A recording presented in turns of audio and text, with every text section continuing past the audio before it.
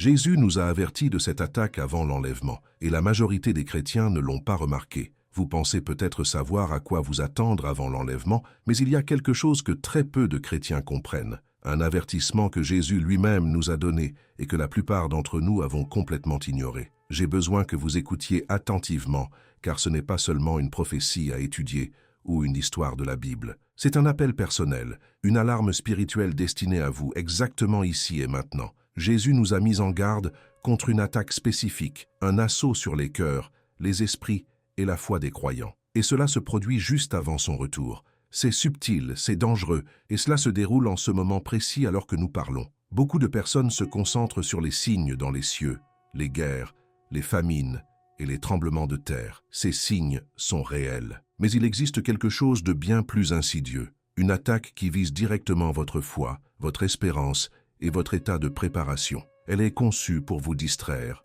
vous confondre et vous faire remettre en question les promesses mêmes de Jésus. L'ennemi sait que s'il parvient à ébranler votre confiance, il pourra vous dérober votre paix, votre joie et même votre vigilance spirituelle. Et Jésus a vu cela venir. Il en a parlé. Il nous a avertis et veut que son Église soit préparée. Cette attaque ne vise pas à tuer votre corps, mais elle menace votre vie spirituelle. Elle testera votre loyauté, votre discernement et votre dévotion au Christ. Beaucoup y seront confrontés et ne la reconnaîtront même pas pour ce qu'elle est vraiment, jusqu'à ce qu'il soit trop tard. Mais pour ceux qui comprennent, qui écoutent et qui se préparent, il y a de l'espoir, de la protection et de la victoire. Aujourd'hui, je vais vous révéler ce dont Jésus nous a avertis. Comment reconnaître cette attaque et, plus importante encore, comment rester ferme dans les jours précédant l'enlèvement. Vous ne pouvez pas vous permettre d'ignorer cet avertissement. C'est votre moment de vous éveiller, d'être vigilant et de vous positionner dans la sécurité et la puissance de Jésus. L'heure est proche et ce que vous ferez de cette connaissance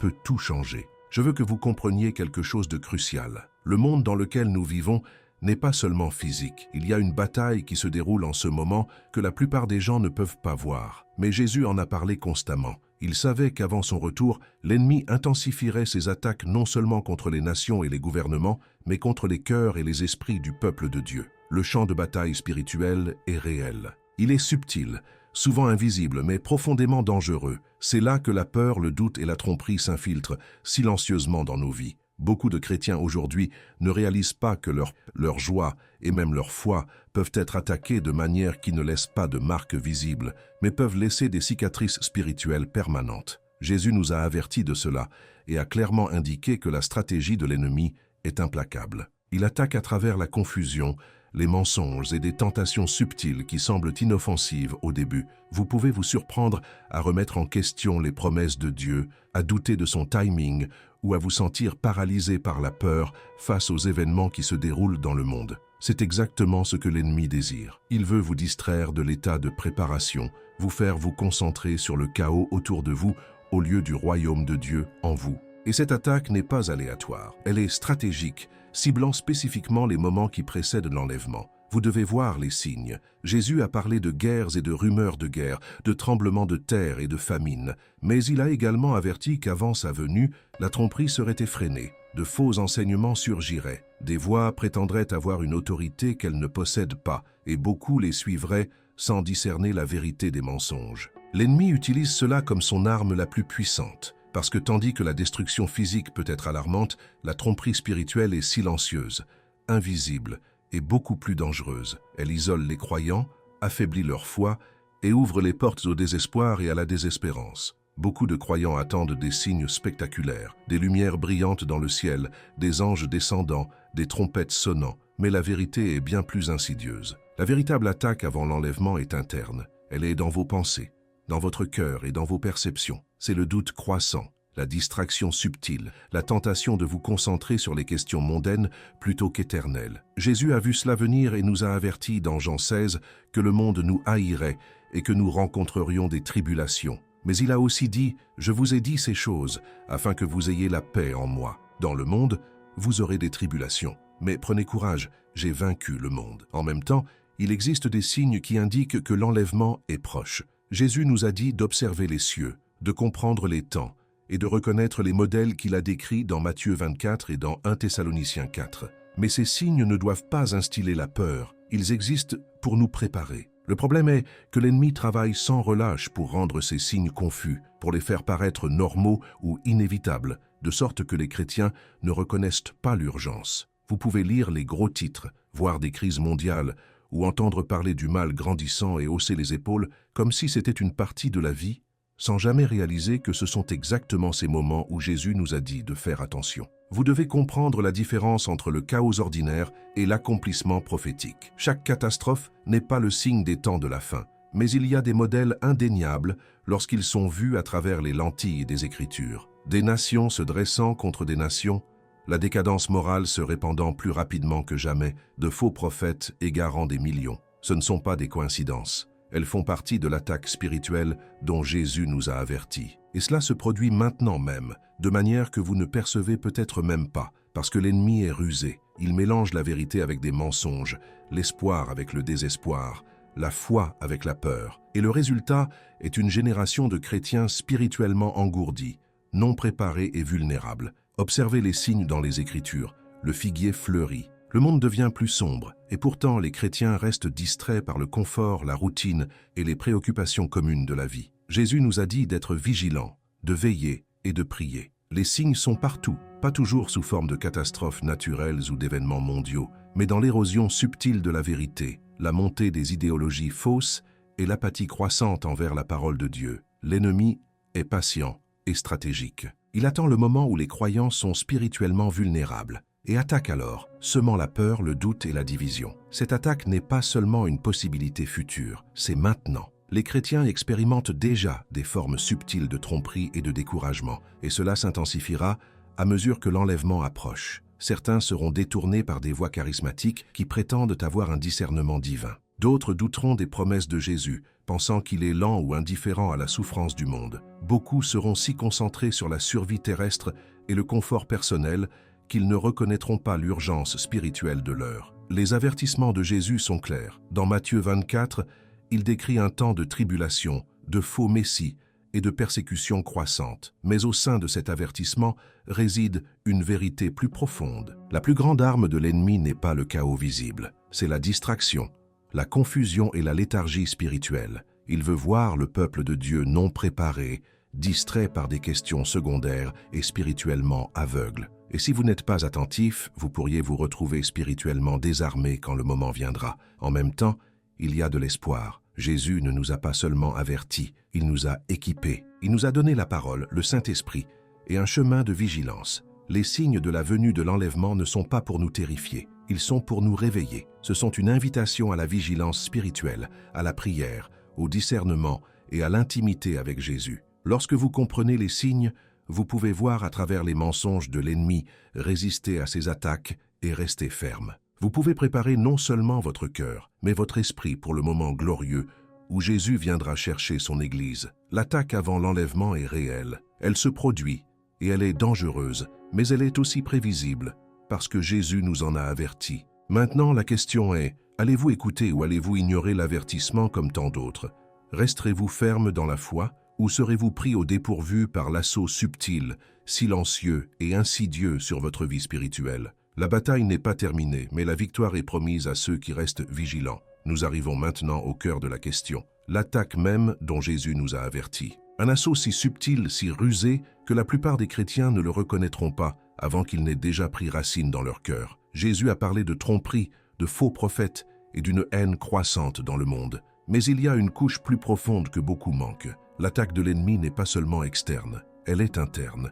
Elle vise votre esprit, vos émotions et votre foi même. Avant l'enlèvement, l'ennemi intensifie ses efforts pour faire douter les croyants de tout ce qui leur a été enseigné, tout ce qu'ils ont cru et même les promesses de Jésus lui-même. Il travaille à travers des murmures, des doutes et la confusion. Soudain, des vérités qui autrefois apportaient de la clarté semblent maintenant compliquées. La parole de Dieu peut sembler distante, la prière peut sembler aride, l'espoir peut vaciller et la peur commence à s'infiltrer. L'ennemi veut vous voir distrait par des préoccupations mondaines, cherchant le confort, le pouvoir ou la reconnaissance au lieu d'attendre et de veiller pour Jésus. Il veut vous voir épuisé, surchargé et spirituellement engourdi. Et la réalité effrayante est que cette attaque s'intensifiera à mesure que les signes de l'enlèvement deviendront plus visibles. Ceux qui sont spirituellement inattentifs seront pris dans la toile de la tromperie sans même s'en rendre compte. Jésus a dit dans Matthieu 24 que beaucoup de faux messies et prophètes apparaîtraient et en égareraient beaucoup. Ce ne sont pas seulement des leaders religieux, ce sont des voix,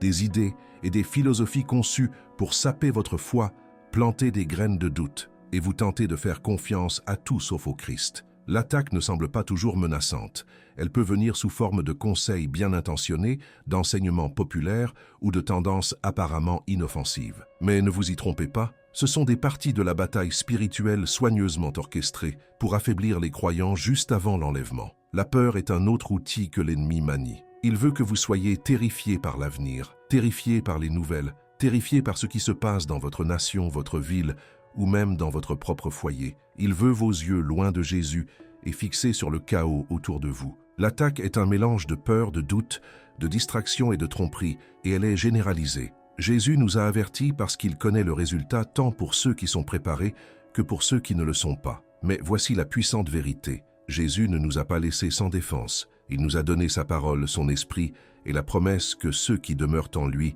ne seront pas vaincus. La clé est la conscience. Reconnaissez l'attaque, comprenez ses tactiques et restez ferme dans la foi. Ne permettez pas à l'ennemi de manipuler votre esprit ou d'ébranler votre confiance en Jésus. La prière, le discernement et une vie ancrée dans la parole de Dieu sont vos boucliers. L'ennemi vise également l'unité au sein de l'Église. La division, la critique et le conflit entre croyants font partie du plan. S'il parvient à faire douter les chrétiens les uns des autres, à remettre en question le leadership ou à tomber dans le non-pardon, l'Église devient plus faible, plus vulnérable à son attaque. C'est exactement ce dont Jésus nous a avertis lorsqu'il a parlé de l'amour de beaucoup se refroidissant et de l'augmentation de la tromperie dans les derniers jours. Il veut que son peuple reconnaisse ses tactiques et y résiste avec amour, humilité et fidélité. Connaître la stratégie de l'ennemi n'est que la moitié de la bataille. L'autre moitié consiste à rester fort, pleinement équipé et inébranlable dans la foi. La première étape est de cultiver une relation personnelle profonde avec Jésus. Plus votre connexion avec lui est intime,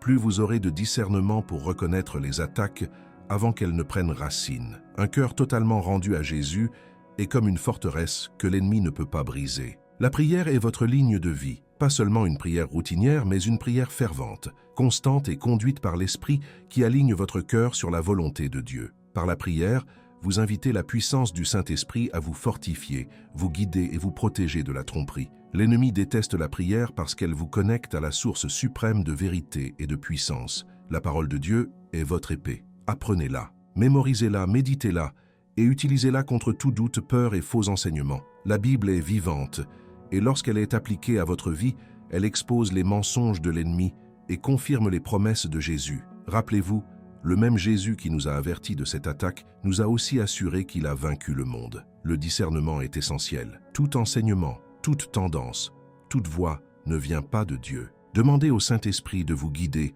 de révéler la vérité face à la tromperie et de protéger votre esprit de la confusion. La vigilance spirituelle signifie être capable de voir clairement les tactiques de l'ennemi et refuser d'y participer. La communauté est également vitale. Entourez-vous de compagnons croyants qui sont sérieux concernant la sainteté, la prière et la préparation. La responsabilité vous protège de l'isolement, renforce votre détermination et vous encourage lorsque l'attaque semble écrasante. Rappelez-vous, l'ennemi préfère attaquer lorsque les croyants sont seuls, distraits ou spirituellement affaiblis. Enfin, gardez courage. Ne laissez pas la peur ou la confusion dicter vos actions. L'attaque avant l'enlèvement est réelle, mais la victoire de Jésus est plus grande. Chaque épreuve, chaque tromperie, chaque moment de doute peut être affronté avec foi, prière et l'autorité du Christ. Ceux qui restent fermes, vigilants et fondés en lui ne seront pas ébranlés. Ils témoigneront de la gloire de sa venue avec des cœurs pleins de joie et de confiance, non de peur. Maintenant que nous comprenons la bataille spirituelle invisible, les attaques subtiles et les signes de la venue de l'enlèvement, la question devient comment nous préparons-nous? Non pas avec peur, non pas avec panique, mais avec confiance, clarté et foi inébranlable. Jésus appelle son Église à être prête, non anxieuse. Il nous veut alerte, spirituellement équipée et inébranlable dans notre dévotion. Se préparer pour l'enlèvement n'est pas prédire le jour ou l'heure exacte. C'est vivre une vie totalement rendue à lui, totalement ancrée dans sa parole et totalement consciente des tactiques de l'ennemi. Commencez par votre cœur. Examinez votre vie honnêtement. Y a-t-il des domaines où le doute, la peur ou le compromis se sont infiltrés. Jésus nous appelle à la sainteté, à l'intégrité et à la dévotion de tout notre cœur. Abandonnez les distractions qui détournent votre attention de lui. Cherchez sa face quotidiennement. Invitez son esprit à purifier, renforcer et vous guider. Lorsque votre cœur est totalement rendu, vous devenez un temple vivant où la tromperie ne peut pas facilement entrer. Fortifiez votre foi par la parole. Lisez, méditez et mémorisez les Écritures. Laissez-les saturer votre esprit afin que, lorsque la peur, le doute ou les mensonges surgissent, vous puissiez les confronter avec la vérité de Dieu. Souvenez-vous, l'ennemi ne peut pas résister à l'autorité de la parole de Dieu. La même parole qui a créé les cieux, la même parole qui a ressuscité Jésus des morts est vivante en vous, prête à vous défendre et à vous guider. Priez sans cesse. Développez une conversation constante et intime avec Jésus. La prière est plus que des mots. C'est une ligne de vie spirituelle, une manière d'accéder à la puissance, à la sagesse et à la protection de Dieu. Par la prière, vous construisez la résilience, la clarté et la paix. L'ennemi craint un croyant qui prie avec ferveur parce que la prière aligne le croyant avec la puissance, la direction et le dessein de Dieu. Vivez avec discernement. Testez tout contre la parole. Tout enseignement, nouvelle ou opinion, ne vient pas de Dieu. Le discernement vous permet de reconnaître les stratégies de l'ennemi, de séparer la vérité des mensonges et d'éviter les pièges spirituels. Restez vigilants et alerte. L'enlèvement viendra soudainement et ceux qui sont spirituellement éveillés rencontreront Jésus avec joie, non avec confusion ou peur. Restez fermes en communauté. Entourez-vous de croyants qui vous encouragent, vous soutiennent et vous défient dans la foi. La responsabilité et la communion sont des armes contre l'isolement, la tromperie et le découragement. Ensemble, l'Église reste plus forte, plus alerte et plus préparée pour faire face aux attaques spirituelles des derniers jours. Par-dessus tout, vivez avec espérance et confiance. L'enlèvement n'est pas un moment à craindre, c'est une promesse à anticiper. Jésus a vaincu le monde.